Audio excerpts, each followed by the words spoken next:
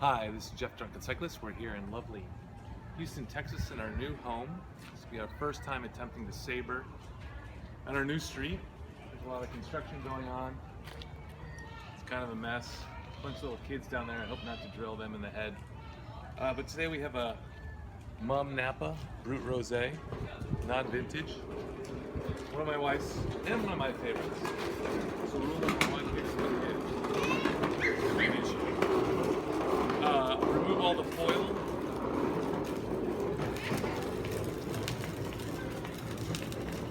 I'll pick that up later. Rule number two, remove the cage. Every time the kid gets away. Grand Central Station. Little kids can get drilled. Maybe I should just point it at my camera person. Nathan's my camera person today, so. Alright, step number three, take your sabering implement, which today is a little tiny bike tool. It's a three-way Allen wrench. And find the seam.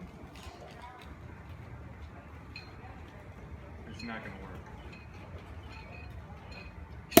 Yes, it is. There you have it.